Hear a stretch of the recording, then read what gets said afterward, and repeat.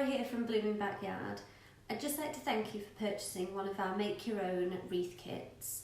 Now in this next short video, I'll be showing you some techniques of how to build your own wreath. So I hope you enjoy making them yourselves, and do remember, once they're complete, please take a picture of them and share them to Blooming Backyard's Facebook and Instagram page. Thanks again, good luck!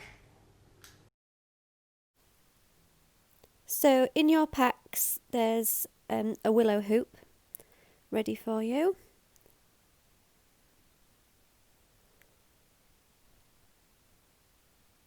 And there's an assortment of wires as well in there for you.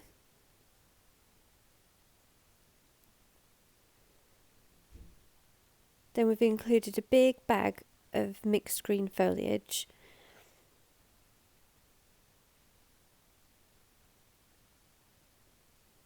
Then your decorations, there's some pine cones, some orange slices and conkers, and they've all been pre-wired for you so that they're ready to attach.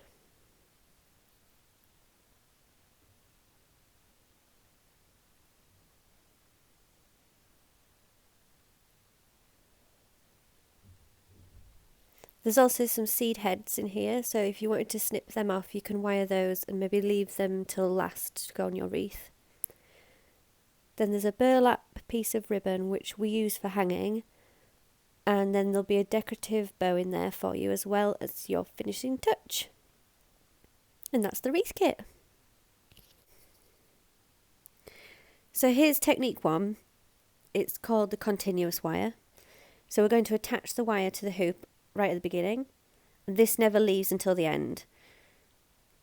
So you need to make a small bunch of foliage, lay it on your wreath, on your hoop, and then you're going to wrap the wire around its stems. So round, round, pull tight, and then you can just set that down on the table. Just leave it always in the centre so that you're always working the right way.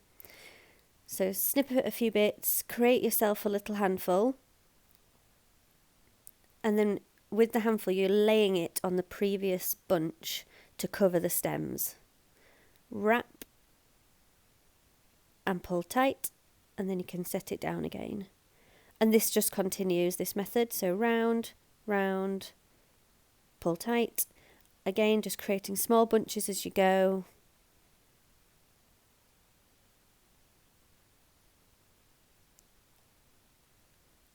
And then I will show you how to tie the wire off at the back of your wreath for you. So tying your wire off at the back of the wreath, it's a bit like sewing.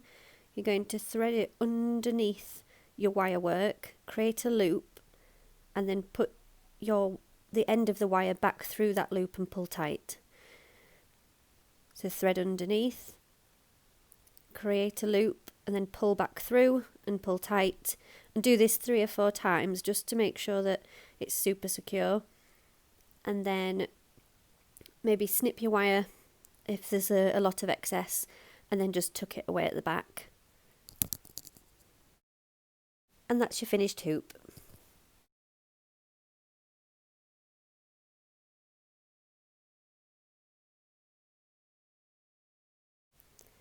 Okay, so here we've got technique 2.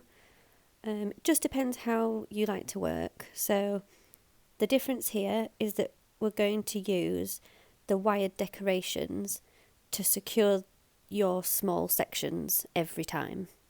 So here I am just laying a few bits out, arrange them how you think they might look nice, and then with the wired pine cone here, I'm just securing that to the wreath. And you want to twist the wire at the back of the wreath where you won't see them. So it's between your thumb and forefinger. Give your wire a good twist to make sure that it's secure and that it won't slip when you pick it up.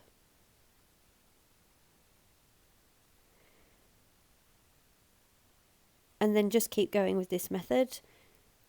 So selecting a few nice bits of green foliage, placing it next to the previous bunch, covering up any of those stems, and then making sure that all your wire work finishes at the back. This technique's quite good if you're not going to do a full hoop, because you can change direction quite easily. So if you were doing a half hoop or something a little bit more spaced out, this technique would probably be best.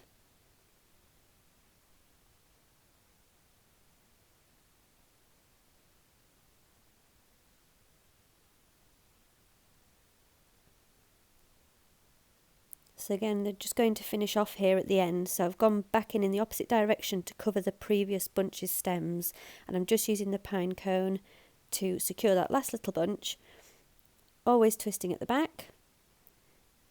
And then we're just going to tidy up. So with your wires, don't cut them too short.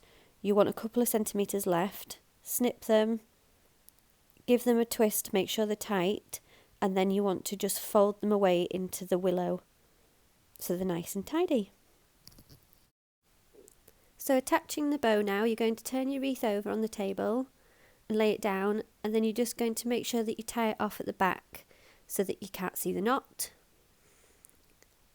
And there we have another completed wreath.